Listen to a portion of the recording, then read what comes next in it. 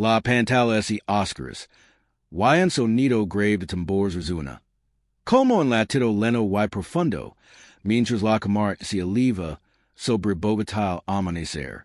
La ciudad despierta bajo un cielo gris, con el bullicio de claxons, el cano de los pajaros y el aroma humido de la lluvia rechelenando el aire. La cámara es dedicaida en el Tribunal Federal, un edificio imponente de concreto y vidrio que se alza como un faro de justicia en medio del caos urbano. La luz del sol naciente se refleja en sus ventanas, proyectando destellos dorados que contrastan con las sombras de los árboles en la Plaza Bolívar abajo. La escena cambia un flashback. Una joven Mariana Castillo, de unos 25 años, camina por un pueblo rural en el Amazonas. Su cabello recogido en una trenza desordenada, su traje simple pero digno manchado de barro. Leva una carpeta lina de papels bajo el brazo. Sus pasos firmes pero vacilantes en el sendero fangoso. Voces de fondo narran en off. Su propia voz de hoy, madura y reflexiva. En 1995, cuando apenas empezaba como abogada, se por primera vez la injusticia que corrió este país. Defendía un indígena acusado falsamente de narcotráfico por un oficial corrupto. No teníamos evidencia suficiente, y el caso se perdió. Pero ese día juro que no me rendiría hasta que la ley sirviera a los que más la necesitan. La imagen así fue un montaje. Mariana estudiando bajo una lámpara tenue en un apartamento pequeño, rodeada de libros legales apelados. Luego, graduando como jueza en una ceremonia solemne, su familia aplaudiendo desde las gradas. Y finalmente, sentada en su despacho actual, hollando expedientes con una expresión determinada. La música sube, un ritmo de cuerdas tenso que evoca lucha y esperanza, mientras la voz en off continúa. 15 años después, estoy en el banquillo del Tribunal Federal de Bogotá, enfrentando un sistema que protege a los suyos. Pero esta vez, no estoy sola. Esta es mi historia, y la de un país que busca justicia. La escena regresa al presente. Son las 7 a.m. del martes, 30 de septiembre de 2025. Mariana, ahora de 48 años, se prepara en su apartamento en Chapinero. El sonido de una cafetera gorgoreando llena la cocina, y el aroma del café recién hecho se mezcla con el olor madera vieja del mobiliario. Se mira en el espejo del baño, ajustando su blusa verde oliva sobre unos jeans gastados. Su rostro mostrando líneas de cansancio pero también una fuerza inquebrantable. Otro día más, murmura, tocando un collar que leva desde su infancia, un regalo de su madre que le recuerda sus raíces humildes en un pueblo cafetero de Quindio. Mientras recoge su maletín, su teléfono vibra con un mensaje de su hermana Ana. ¿Cuál de hoy, Mari? Los niños preguntan por ti. Mariana sonríe débilmente, respondiendo, siempre lo hago. Los ver pronto.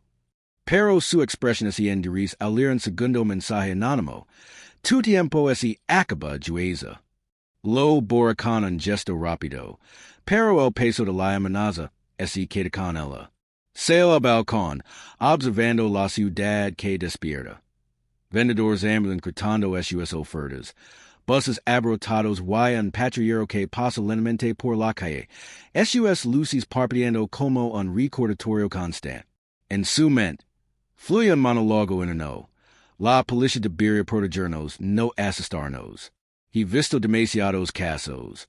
Mujeres silenciadas, comunidades enteras ignoradas, oficios como Gómez que creen que la ley es su jiguit. Pero hoy, algo cambiará. Hoy, enfrentar al sistema que me crió y que ahora desafío. La cámara enfoca sus ojos, linos de determinación, mientras guarda el teléfono y baja las escaleras hacia su torregrí, el motor rugiendo al encenderlo. La escena finaliza con un pleno amplio del tribunal, donde activistas comienzan a reunirse con carteles, y un título de noticias parpadea en una pantalla cercana. Escándalo policial. Jueza Mariana Castillo investiga abuso. La música alcanza un crescendo, y la pantalla y funda negro, dejando solo el sonido de la lluvia y en susurro. Fuego de justicia comienza ahora. Escena 1. El encuentro inesperado. La noche cae sobre el estacionamiento del Mercado del Sur en Bogotá, un lugar que a las 9:15 p.m. del martes estaba casi desierto. La jueza Mariana Castillo, de 48 años, empujaba su carrito de compras hacia su todegri, agitada tras un día largo en el Tribunal Federal. Había dejado su túnica judicial en el juzgado, reemplazándola por jeans gastados y una blusa verde oliva que le daba un air relajado. El air fresco le rozaba la cara, un alivio después de las horas bajo las luces fluorescentes del mercado. Sus hombres dolían por inclinar sobre expedientes de el día, y su estómago gruñía, recordando que no había comido desde el almuerzo. Ya casi estoy en casa, susurró para sí misma, ajustando el carrito mientras se acercaba al maletero. Con cuidado, comenzó a cargar las bolsas. Frutas en la base, latas en lado, y los huevos y el pan delicadamente encima. Las luces del estacionamiento proyectaban sombras largas entre los pocos autos restantes. De repente, un par de faros la siguió. Un patrullero se detuvo en un ángulo abrupto, bloqueando parcialmente su salida, con los faros altos encendidos. Hola, hey alguien llamó, levantando una mano para proteger los ojos. La puerta del conductor se abrió con un chirrido, y un oficial corpulento salió con pasos decadidos. Su uniforme azul oscuro lavaba el escudo de la Policía Nacional, y su rostro mostraba una expresión tensa, casi enojada. Necesito que mueva su vehículo, señora, dijo con voz cortante, acercándose. Mariana frunció el seno, mirando alrededor. Mi auto está dentro de las líneas. No entiendo el problema, respondió con calma, señalando las marcas blancas. El oficial se aplacadecia Gómez. Se acercó más, su respiración pesada. Su carrito está obstruyendo. Y es un peligro público. Insistió, señalando el carrito que descansaba junto al maletero. Mariana lo observó, notando que no sobresalía en un centímetro. No está bloqueando nada. Terminar en un minuto, dijo, manteniendo un tono neutral. Gómez entrecerró los ojos, su rostro enrojeciendo. Identification, exigió, extendiendo la mano con impaciencia. ¿Por qué necesita mi identificación? Solo estoy cargando mis compras, replicó ella, sintiendo un nudo en el estómago. Había visto este comportamiento antes, no en su propia piel, pero en los casos que legaban a su tribunal. Autoridad abusiva buscando sumisión. No culpar y tendremos un problema mayor, grunó Gómez, dando otro paso hacia ella. Mariana respiró hondo, recordando sus 18 años en el banquillo. Mantiene la calma era clave. Con movimientos lentos, alcanzó su bolso en el carrito. Voy a sacar mi billetera, explicó, abriéndola con cuidado. Un grupo de personas pasó cerca. Una pareja joven que miró con nerviosismo antes de prepararse. Gómez observó cada movimiento, su mano cerca de la pora. Cuando Mariana levantó su licencia, él le agarró la muñeca de repente. ¿Qué está haciendo? Exclamó ella, el dolor atravesando el brazo. No me dé órdenes, sisió Gómez, apretando más. Con un empujón, la estrelló contra el auto. El impacto le robó el aliento, y su bolso cayó, esparciendo leaves, un monedero y un cuaderno por el asfalto. La multitud, que ahora incluía a un anciano con bolsas, y un adolescente con su amigo, comenzó a grabar. Gómez colocó una mano en su garganta, no lo suficiente para asfixiarla, pero sí para intimidar. Cuando te ordeno algo, lo haces, dijo, su rostro a centímetros del suyo. Mariana luchó por respirar, sus manos intentando apartar la de él. Las luces de los celulares brillaban, capturando cada segundo. Esto es ilegal, logró Decker, su voz temblorosa pero firme. Gomez ignoro sus palabras, su furia crescendo. Siempre creen que saben más que la policía, murmuró, aumentando la presión. Los testigos se acercaron. Sus murmuros llenando el aire. Mariana, con su entrenamiento judicial tomando el control, memorizó cada detalle. La insignia de Gomez, el olor sudo y tabaco, el sonido de las grabaciones. Escena 2, la revelación. De pronto, Mariana levantó su billetera con su placa de jueza federal volando bajo las luces del estacionamiento. Soy la jueza Mariana Castillo, del Tribunal Federal de Bogotá. Anuncio. Su voz ganando fuerza pesa de la prisión en su garganta. Un jadio colectivo recorrió a los presentes. Alguien susurró. Es una jueza. Gomez palideció. Su mano cando como esa quemara. No la reconoce su honor. Tartamudeó, retrocediendo torpmente. ¿Eso hace aceptable a Carm? Replicó ella, ajustando la blusa mientras sencha los mortons formarse. La multa ofrece videos. Y un hombre me dijo. Tengo to do grabado, jueza. Puedo ayudarla. Mariana, asencio. Guarden esas grabaciones. Las necesitaremos. Gomez intentó justificarse. Fue un malentendido. Respondió una queja de tráfico. Ella lo cortó. Esto es irresolver en mi tribunal. Subió a su auto. Arrancó y hacia alejo. Viendo por el retrovisor Gomez, rodeado de testigos con celulares. El trayecto a casa fue tenso. Sus manos temblaban en el volante, y revisable los espejos constantemente. Al llegar, cerró las puertas con la y seno en la oscuridad. Procesando el incidente, los moratones en su cuello palpitaban. Pero sumainiplanable los próximos pasos. Escena 3, la respuesta del sistema. La mañana siguiente amaneció gris sobre Bogotá. Y Mariana Castillo llegó al Tribunal Federal antes del alba. Sus pasos resonando en los pasillos vacíos.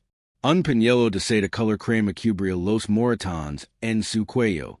Un recordatorio silencioso del encuentro con Gomez.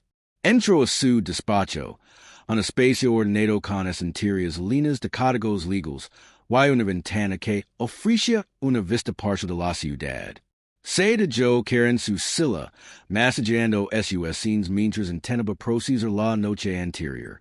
Su assistant, Clara, de 30 años, una mujer menuda pero de menaguda, irrumpió con una tablita en mano, su rostro marcado por la preocupación. Jueza, el video está en todas partes. 2 millones de vistas en menos de 12 horas. Informó, mostrando clips en las redes sociales donde se ve a Gomez empujándola contra el auto. La gente está furiosa, pero hizo una pausa, dudando. Mariana levantó la vista. ¿Pero qué? Clara suspiró. La Policía Nacional emitió un comunicado. Lo llaman un procedimiento rutinario y dicen que no habrá sanciones. Elgon que Gomez actuó bajo protocolo. Mariana tocó su cuello, sintiendo la sensibilidad bajo el pañuelo. Están protegiendo a uno de los suyos, murmuró, su voz cargada de amargura.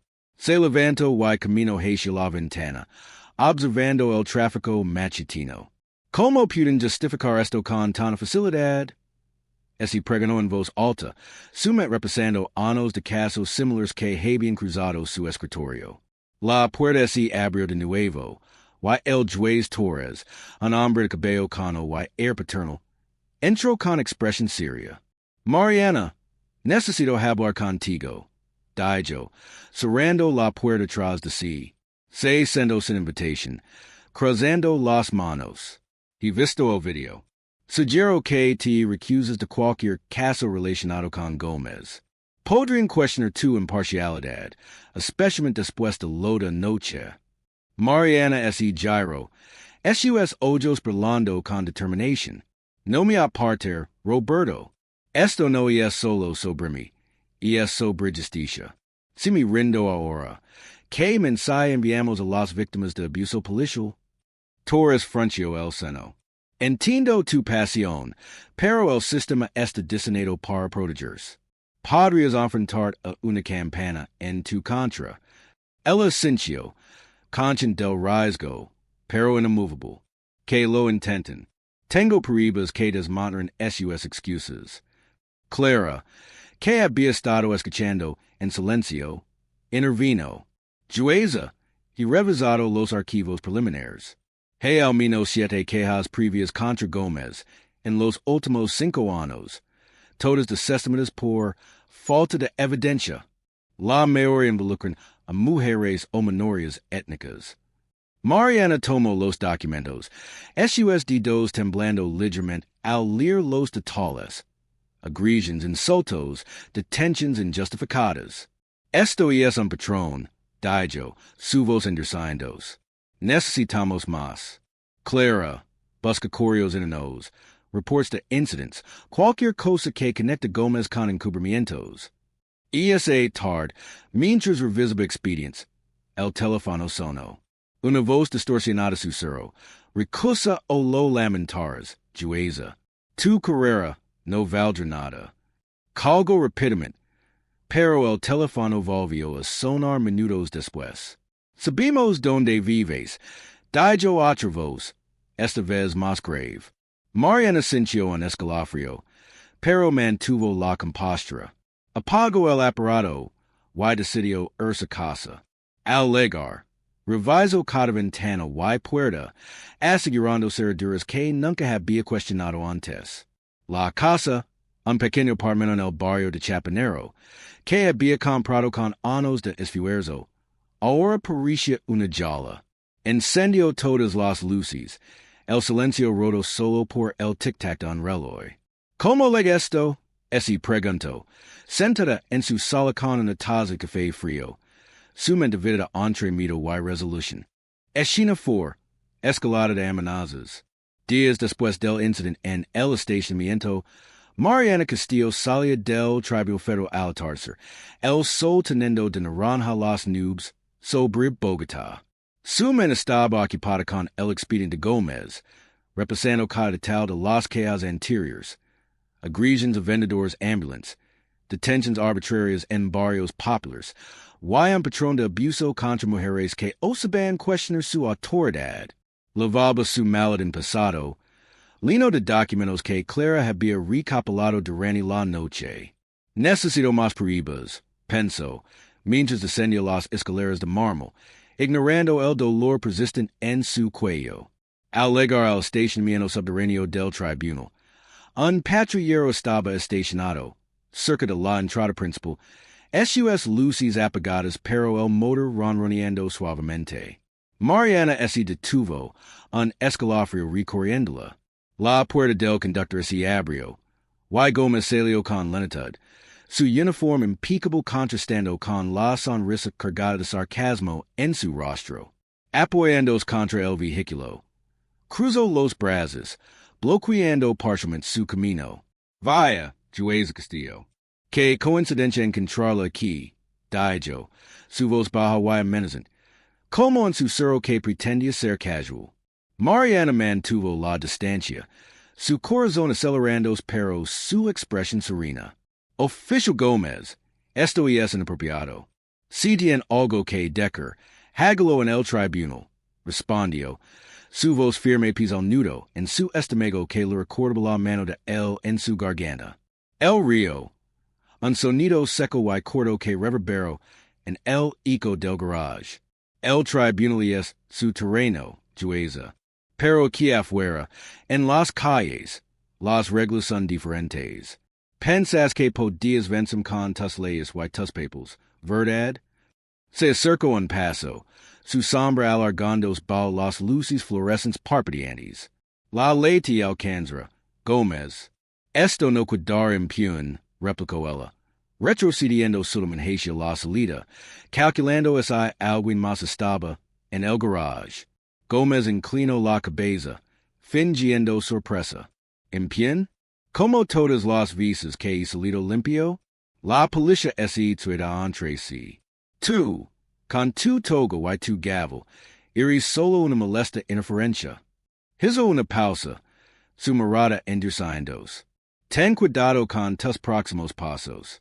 La ciudad es grande, pero los accidentes ocurren en cualquier esquina. Mariana sintió un frío en la espalda, pero no es inmuto. Si esto es una amenaza, estás cavando tu propia tumba. Gómez es en collo de hombres. Amenaza, solo un consejo amistoso de alguien que conoce la realidad. Se alejo lentamente hacia su patrullero, pero antes de subir, agrego. Suena a tu familia, Juicio. No quieres que les pase algo por tu obsesión. Arrancó el motor y así fue, diciéndole con un mal presentimiento que se instaló en su pecho como una piedra. Y esa noche, al llegar a su apartamento en Chapinero, el aire se sentía más pesado.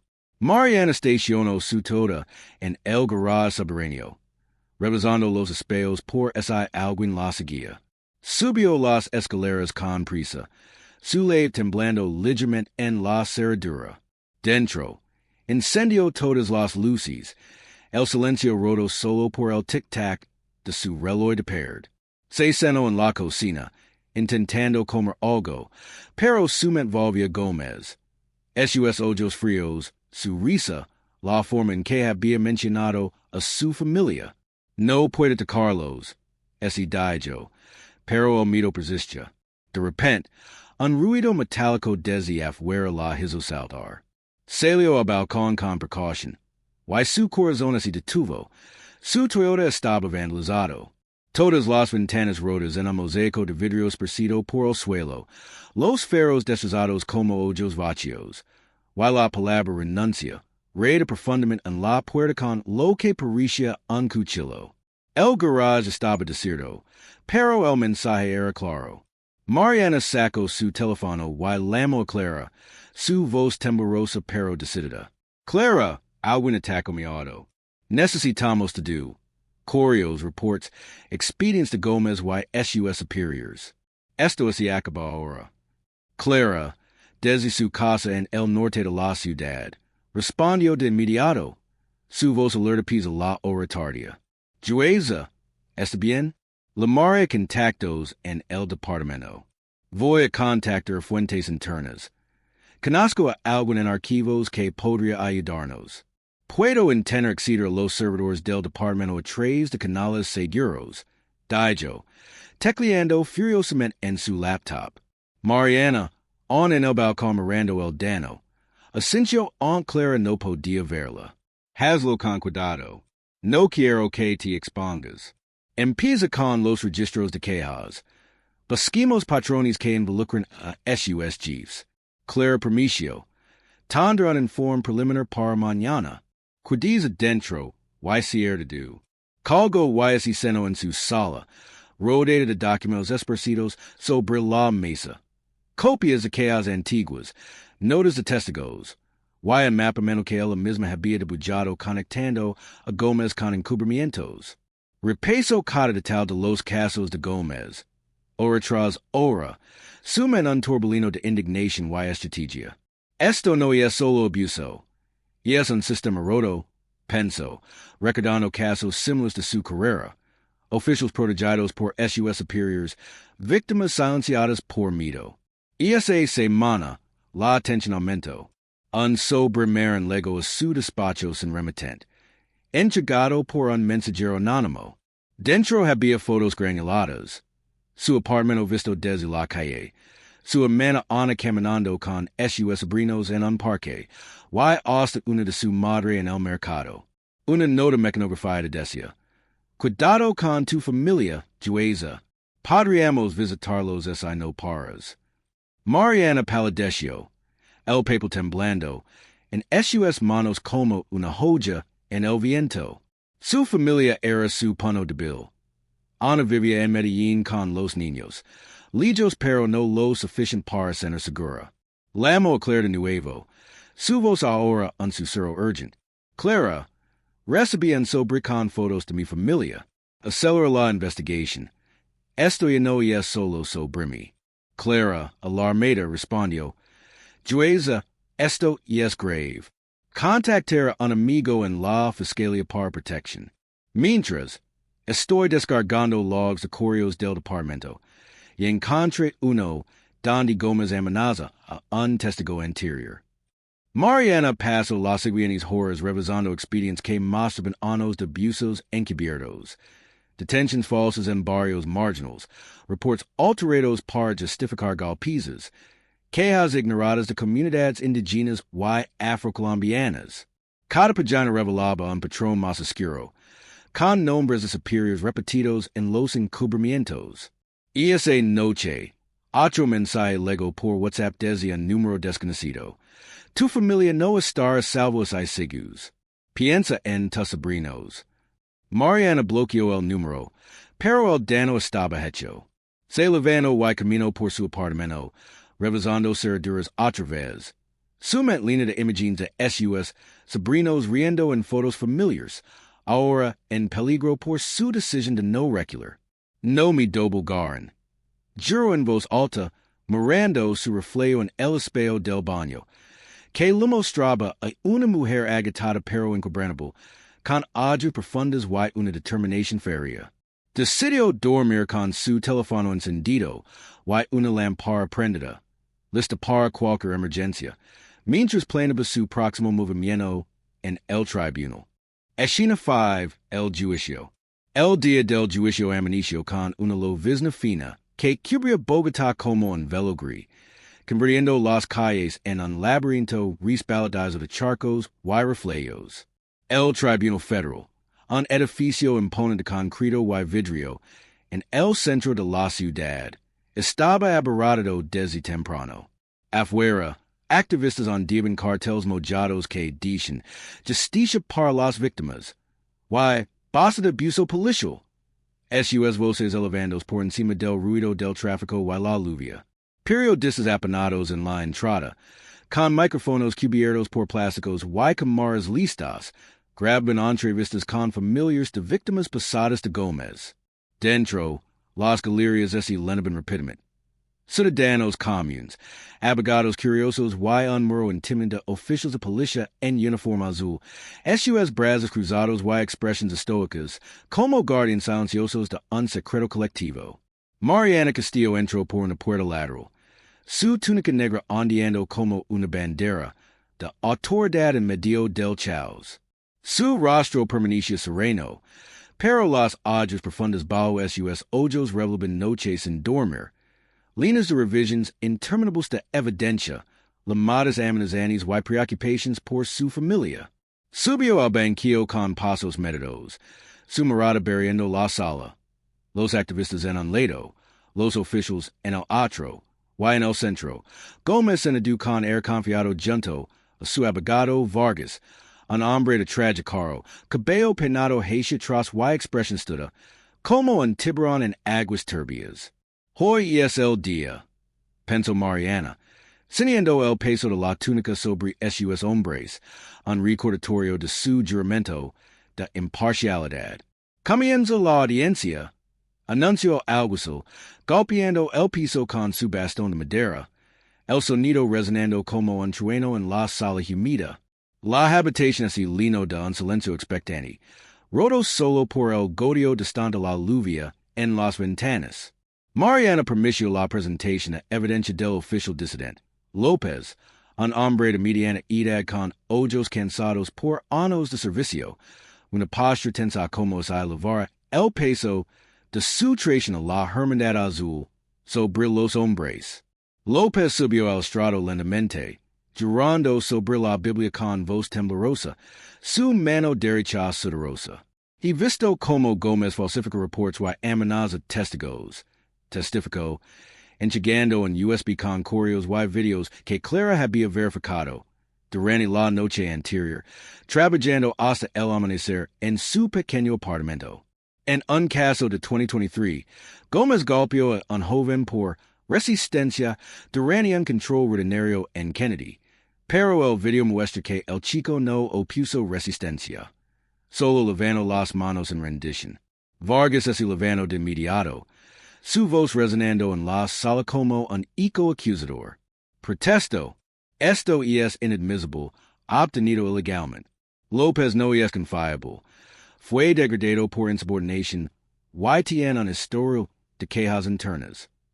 Mariana lo irrumpio con calma, pero firme, su mirada fija en él. La evidencia es relevante y proviene de fuentes internas del departamento. Se admitira. Prosiga, oficial López. López continuó, detalando casos con precisión dolorosa.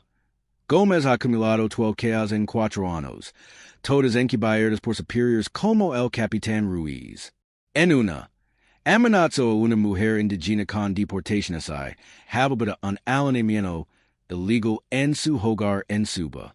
En otra, falsificó un report para cubrir una golpiza a un estudiante en Chapinero, alegando autodefensa, cuando el video muestra agresiones sin provocación. La Sala murmuró, why varios oficials en la galería se removieron incomodos, susurrando entre sí camaradas acusadores Haitiel López, quien habido sus ojos, enfocándose en Mariana como en ancla. El juicio se extendió con testimonios que Mariana moderaba con precisión quirúrgica, permitiendo preguntas pero cortando evasions. Un vendedor ambulant, un hombre de piel morena y manos colosas marcadas por años de trabajo en las calles. Subió al estrado con nerviosismo, ajustando su gorra desgastada. Gómez me golpeó por no pagar una cuota, informal en el mercado de Usaquén. Testificó, su voz quebrada por el recuerdo, describiendo el incidente con detalle. Era una tarde lluviosa como hoy, vendía frutas cuando legó, exigiendo dinero. Dije que no tenía, y me impuyó contra el puesto, rompiéndome el brazo. Cuando denuncié en la estación, me dijeron que era mi palabra contra la suya, y me amenazaron con revocar mi permiso de vendedor. Vargas lo interrogó agresivamente, paseando frente al estrado como un depredador. ¿No es cierto que resistió el arresto, señor? No lo provocó con insultos. El vendedor negó con vehemencia, y en video de un testigo confirmó su versión. Proyectado en la pantalla grande de la sala, donde Gómez aparecía riendo mientras descargaba golpes. El sonido de los impactos ecoando en el audio granuloso. Mariana permitió una pausa para que el jurado absorba el impacto, notando como algunos jurados se cubrían la boca en shock. Luego, una madre de familia, una mujer de unos 40 años con lágrimas en los ojos y manos temblorosas, relató como su hijo de 17 años fue detenido sin motivo en un barrio pobre de Boza, golpeado por Gómez Durán en un registro rutinario. Mi hijo llegó a casa con la cara hinchada y moretones en las costillas, llorando como nunca. Dijo, su voz temblando mientras describió la noche. Era tarde, alrededor de las 10 p.m. Gómez lo detuvo por sospechoso. Lo tiró al suelo y lo pedió, gritando insultos raciales. Cuando fui a la estación a denunciar, me dijeron que ese cayó durante el forcillo, y que no había report. Amenazaron con acusar mi hijo de resistencia a insistia. Vargas intentó desacreditarla con preguntas invasivas. Señora, su hijo tiene antecedentes por vandalismo en el colegio. ¿No es cierto? No podría ser que provocó al oficial. Mariana intervino con autoridad. Eso no justifica abuso, señor Vargas. Limites a los hechos relevantes. Los videos de celulares de los testigos muestran la verdad, proyectados uno por uno en la pantalla, donde Gómez aparecía riendo mientras empujaba al joven al suelo, el audio capturando sus maldiciones y el llanto del chico. La sala es lleno de murmullos indignados, y Mariana golpeó su mazo para restaurar el orden, permitiendo un receso corto para que el jurado precise la evidencia emocional. Tras horas de deliberación, con la sala tensa y el público murmurando durante los recesos llenos de discusiones aclaradas en los pasillos, activistas celebrando avances, oficials defendiendo a Gómez en voz baja, el jurado regresó. El portavoz, un profesor retirado con gafas gruesas y manos temblorosas por la prisión, se levantó lentamente. En el cargo de abuso de autoridad, declaramos a Gómez culpable. Dijo, su voz resonando como un veredicto final, detalando cada cargo con lentitud deliberada. En falsification de reports, culpable. and intimidation of testigos, culpable, and encubrimiento sistematico, culpable. Cada palabra cayo como martillo, y Gómez palideció. Su confianza evaporandos como humo en el viento. Esto es una farsa orquestada, gritó, poniendo de pie con furia, su abogado intentando calmarlo. Mariana lo silenció con un golpe fuerte de su mazo, el sonido reverberando. Queda bajo custodia hasta sentencia. Los alguaciles proceden. Gómez miró Mariana con odio, pero mientras los alguaciles lo esposaban, sus pasos arrastrados ecoando en el silencio de la sala. Su uniforme ahora un símbolo de su queda. Escena 6. Consecuencias. Al día siguiente al juicio, las noticias llenaban las pantallas de Bogotá, y de Colombia con un bombardeo constante de reportes y análisis. Investigación Nacional contra la Policía por abusos sistemáticos anuncia el gobierno.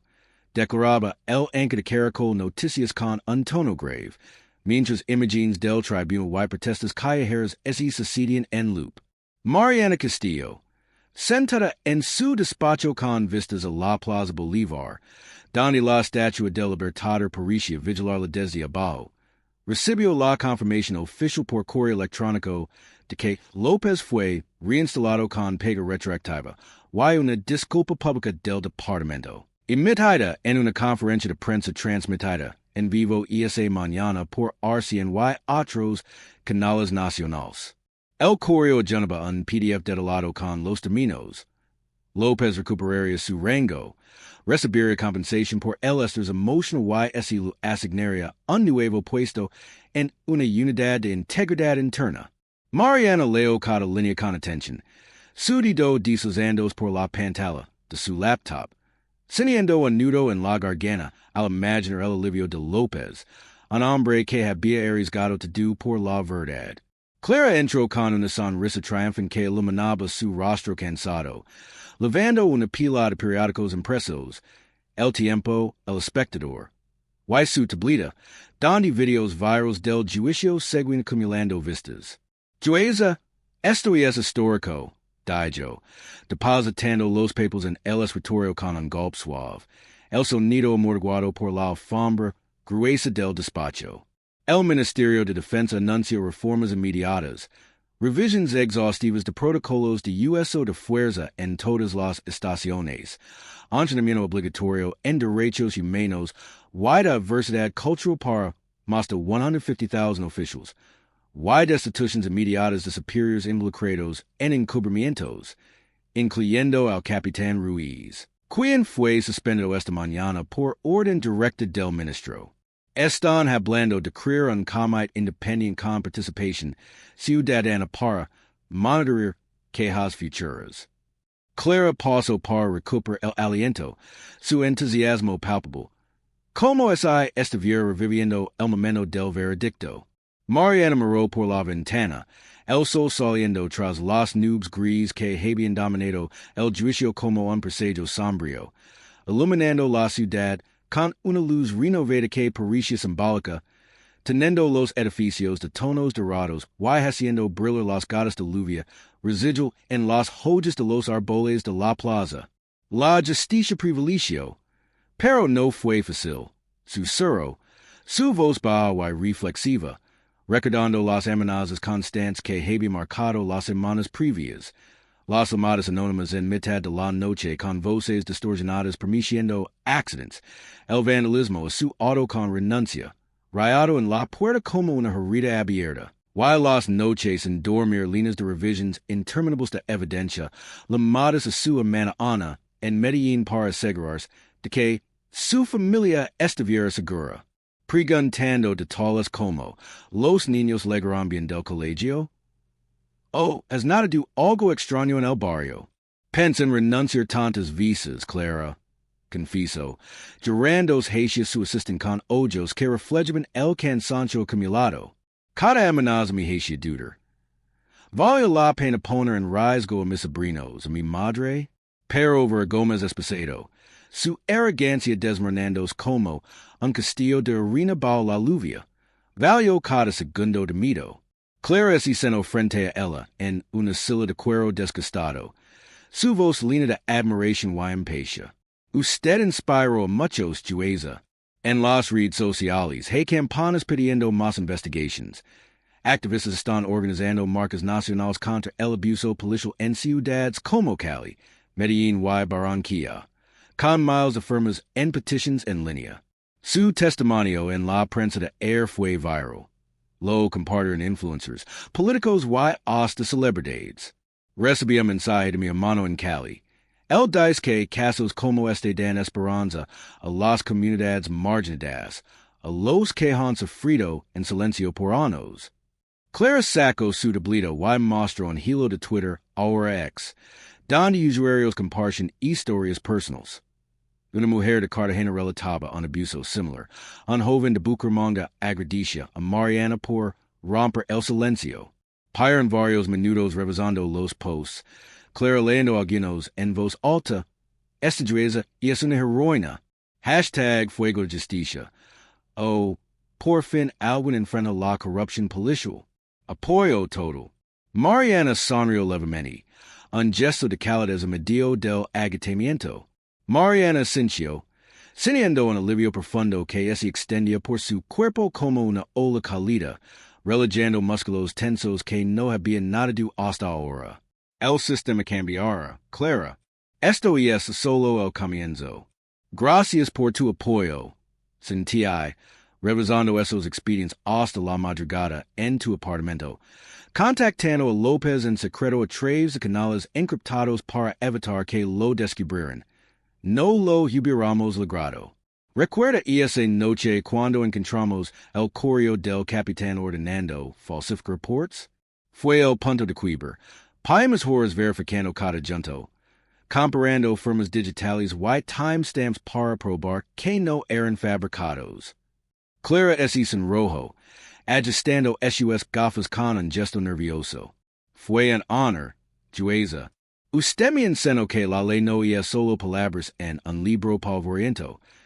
Es una herramienta viva para cambiar vidas, para equilibrar la balanza, en un país donde la corrupción ha sido como una plaga silenciosa. Mi hermano, que es activista en Cali y ha organizado protestas contra la violencia policial en barrios como Silo, dice que casos como este dan esperanza a las comunidades marginadas, a los jóvenes que crecen con miedo a los uniformes en lugar de respeto. La conversación se extendió durante largos minutos, con Mariana compartiendo anécdotas de su carrera que rara vez mencionaba. Cuando empezó como abogada en los 90, en plena época de violencia en Colombia, tantos abusos ignorados por el sistema. Una vez defendía a un indígena acusado falsamente por un oficial como Gómez en las selvas del Amazonas. Perdimos por falta de evidencia, pero juro que algún día cambiaré eso desde el banquillo, sabiendo cada escalón con determinación, estudiando noches enteras mientras criaba mi sobrino huérfano. Clara respondió con sus propias historias, profundizando en el impacto global. En la universidad, estudié casos internacionales de corrupción policial, como los escándalos en Estados Unidos con movimientos como Black Lives Matter, o en Brasil con las favelas de Rio. Su juicio podría ser un precedente para Latinoamérica, inspirando reformas en países vecinos como Venezuela o Perú, donde el abuso es endémico. Para más tiempo discutiendo reformas posibles, como la implementación de cámaras corpus obligatorias para todos los oficiales, comités independientes de revisión con participación de ONGs y civils, y programas de entrenamiento en sensibilidad cultural para lidiar con comunidades étnicas y rurales, mientras el sol subía más alto en el cielo, simbolizando un nuevo amanecer no solo para la ciudad, sino para el país entero. Mariana tomó notas mentales para un artículo que planeaba escribir sobre el tema, y Clara sugirió colaborar en una ponencia para un congreso legal en Cartagena el próximo mes. Finalmente, después de una hora de charla que se sintió como un desahogo necesario, Mariana se levantó, guardando sus expedientes en el maletín con movimientos precisos. Vamos a casa, Clara. Mañana hay más casos que necesitan justicia. Un juicio por corrupción, en el Congreso involucrando a un senador influyente, Why otro por derechos laborales en las manos de carbon en Boyaca, donde trabajadores indígenas han sido explotados por décadas. Clara Asensio, recogiendo esas cosas con eficiencia. Sí, pero hoy celebra Jueza. Su familia la espera en Medellín para un fin de semana de descanso bien merecido. Anami Daijo que preparan su plato favorito, bandeja paisa, para festejar.